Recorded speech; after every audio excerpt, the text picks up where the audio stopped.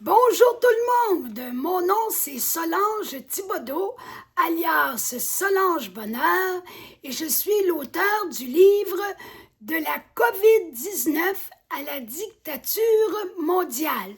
Aujourd'hui, à la page 64, je vous parlais du docteur Didier Raoult et du livre qui a été écrit sur lui, dont le titre est « Et si Didier Raoult avait raison », écrit par Guy Courtois. Et on a ici le résumé de ce livre, Landau, la 4e de couverture, si vous préférez. Didier Raoult est une figure clé de la crise sanitaire mondiale de la COVID-19.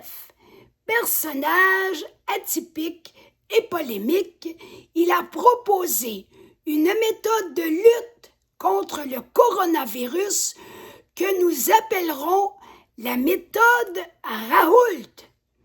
Quelle est cette méthode? Protéger, tester, isoler les malades, traiter. C'est simple, 4 étapes logiques.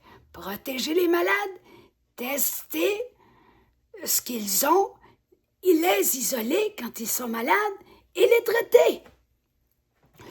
Que se cache-t-il réellement derrière tant de polémiques? Pourquoi rejeter avec tant de véhémence la méthode de ce grand infectiologue? Je vous ai dit hier qui il était, la formation qu'il a, son parcours professionnel, comment ça se fait qu'on le remet en question à ce point-là et qu'on le rejette en tant que professionnel. Alors, pourquoi rejeter avec tant de véhémence la méthode de ce grand infectiologue reconnu dans le monde entier? Pas juste dans sa ville, dans son pays, mais dans le monde entier, pensons-y. Dans ce livre, ces affirmations sont détaillées, expliquées et surtout confrontées aux décisions politiques appliquées à travers le monde. Entre mensonges, mauvaises décisions, lobbying pharmaceutique, faiblesse de l'OMS et conséquences souvent désastreuses, découvrez pourquoi cette méthode, pourtant si simple, n'a pas été appliquée. Et si Didier Raoult avait raison, les coulisses d'un scandale international est un travail transversal et pluridisciplinaire de grande qualité, offrant un point de vue éclairé et complet sur la situation. Une enquête approfondie, mûrie et fruit d'une collaboration de plus de 10 personnes et de l'analyse de plus de 1000 sources. Ça commence à faire pas mal de sources, 1000 sources. Enfin, un livre pour répondre à toutes les questions que vous vous posez sûrement sur cette pandémie qui a ébranlé le monde. Docteur Didier Raoult, autant que le docteur Christian Perron et la docteure Alexandra Henrion-Caude, s'est exprimé par une multitude de vidéos. Parmi celles-ci, j'en ai sélectionné quelques-unes pour vous donner un aperçu de son potentiel scientifique et médical. Vidéo, docteur Didier Raoult. Si l'on s'amusait à rendre ce vaccin obligatoire, vous auriez une révolution. C'est une citation du docteur Raoult. Et la vidéo a été placée le 7 décembre 2020 sur YouTube. Une chroniqueuse de TPMP se moque subtilement du docteur Didier Raoult dans une allusion à peine cachée de l'orgueil du médecin spécialiste.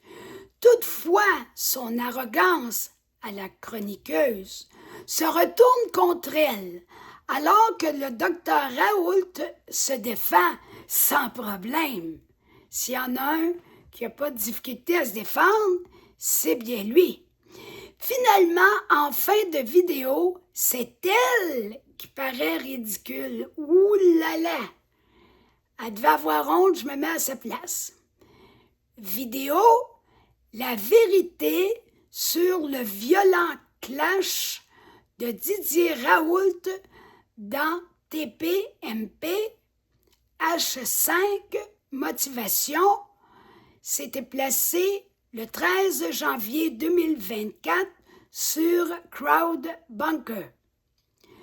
Vidéo, le nouveau variant du COVID-19 peut-il gâcher les fêtes de fin d'année? Placé le 13 décembre 2023 sur YouTube. Une autre vidéo, Didier Raoult, interview très importante sur CrowdBunker en novembre 2023. Vidéo, Dr. Christian Perron soutient le professeur Raoult. C'est application.videos. Là, c'est trop compliqué. Là, je ne peux pas vous donner la référence comme ça, c'est trop long. Allez voir, dans mon livre, c'est à la page 65 et c'était placé le 1er juin 2023. Une autre vidéo, échec et maths pour Didier Raoult, placé sur CrowdBunker le 31 mai 2023.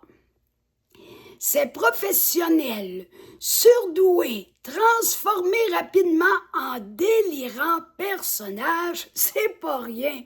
Un homme de sa compétence qui est dénigré comme étant un délirant personnage.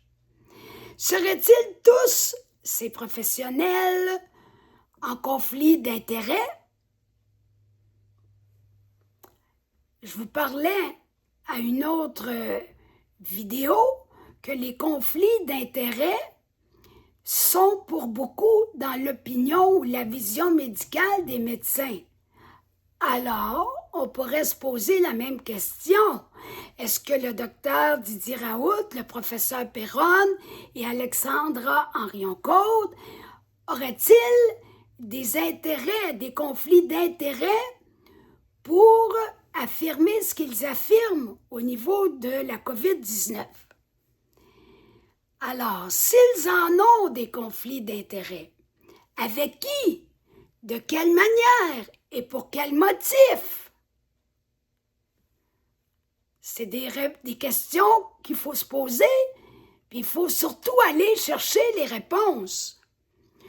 Que ceux et celles qui les accusent commencent par répondre à ces questions et en apportent les preuves. S'ils ont des réponses, mais encore là, il faut qu'ils prouvent que leurs réponses se tiennent. Comme disait le docteur Laurent Toubiana, un autre épidémiologiste de renom, étrangement discrédité, regardez ce qu'il disait le docteur Toubiana. Nous avons plutôt des conflits de désintérêt. C'est loin d'être la même chose. À partir de 6 minutes 37 secondes, vidéo, le samedi politique COVID-19, 2 heures de vérité après 2 ans de mensonges. Sur CrowdBunker, le 18 décembre 2021. Alors, je vous laisse sur ce pour aujourd'hui et on se retrouve demain 7 heures du matin, même heure, même poste comme à tous les matins. N'oubliez pas de liker, de vous abonner, de partager en masse. Il faut que ça fasse le tour du monde, les scandales qu'on a vécus. et qui court toujours, parce qu'oubliez pas qu'il ne s'agit pas juste d'une histoire passée, on est encore en cheminement vers la dictature mondiale.